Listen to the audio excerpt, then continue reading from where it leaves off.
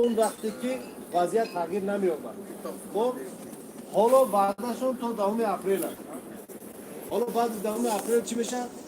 خدا پاچا امروز 365 نفر در بلوچه خواب است. یک اینفورماسیون سکرت من شما میرسونم. رئیس ازبکستان که رفت در اونجا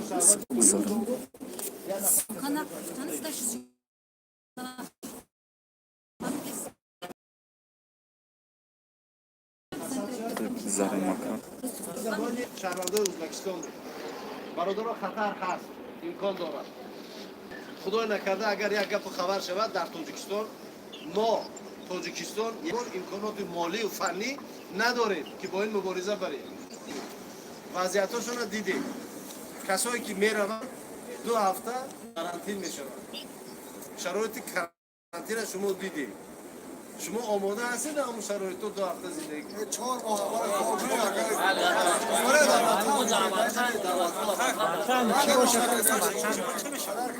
ببینید خدایی که اول کسال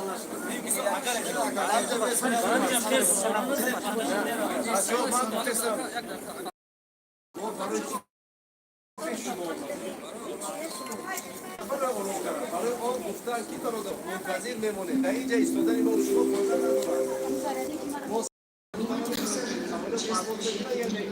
ما فقط معلوم نیست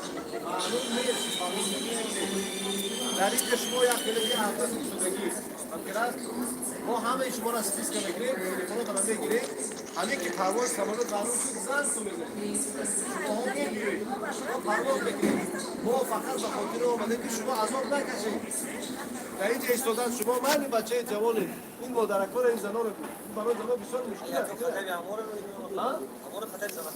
ما اینجا مجبور کسی را کشیده نمیبریم ما آمدیم که اگر کدومی از شما از دیگه منطقه آمدگید میخواهید مثلا روید در یک جا دم گیرید ایستید در یک شرایط بهتر از اینجا ما آماده ایم شما را گیرید ما آماده ایم شما را برید خب کسایی که نمیخواهند خب بگذار باشد ولی یکم گارانتی پرواز برادران نیست سر از همین روز ساعت 12 شب روسیه تمامی فضای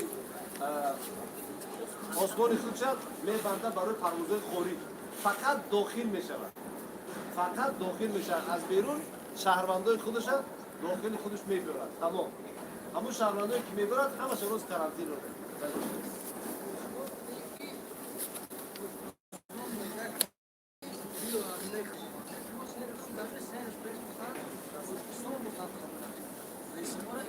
برادر عزیز همین مسئولای دولتی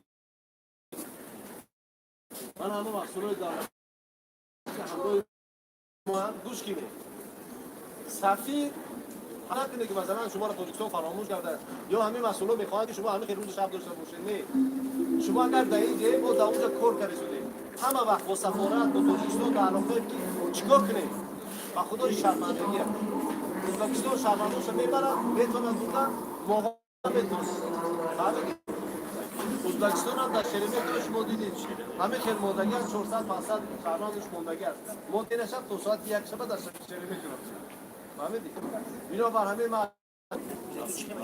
بلیتاتون باید که پولاتون برگردونن در این زمینه من نمیدونم جزئیاتش نمیدونم برادر پلگاور